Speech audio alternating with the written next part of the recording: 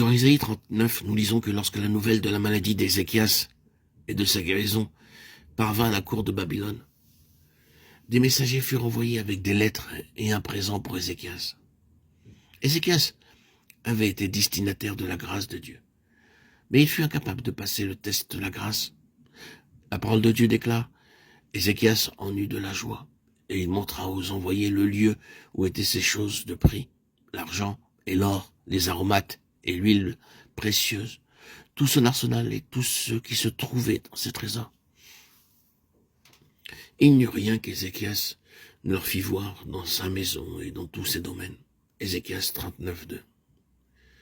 Ézéchias n'a pas résisté à la tentation de tout dévoiler. Il venait tout juste d'être merveilleusement guéri de sa maladie.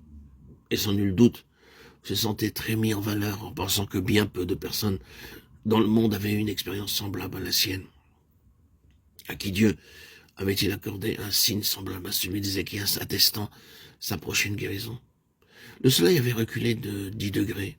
Dans son euphorie, Ézéchias avait exposé tous ses trésors aux envoyés de Babylone. Ils ont vu tout ce qu'il possédait. À cause de tout cela, Isaïe lui déclara: Voici les temps viendront où l'on emportera à Babylone tout ce qui est dans ta maison et ce que tes pères ont amassé jusqu'à ce jour. Il ne restera rien, dit l'Éternel. Isaïe 39:6. Nos pertes spirituelles seront proportionnelles à ce que nous aurons dévoilé. C'est quelque chose de très solennel et nous ferions bien d'y prêter attention.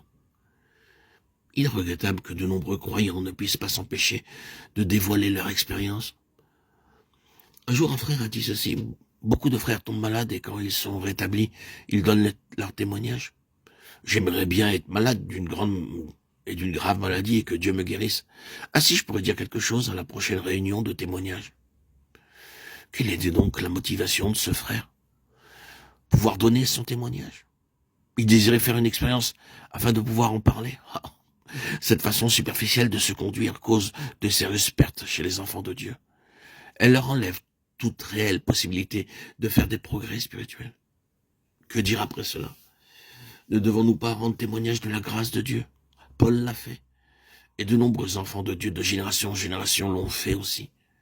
Mais rendre témoignage est une chose, se complaire en exposant ses propres expériences en est une autre.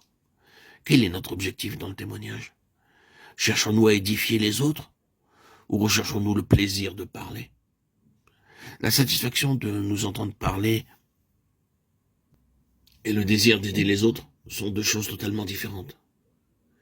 Nous ne devons pas être réticents pour témoigner, mais nous devons modérer nos propos afin de ne pas tout exposer.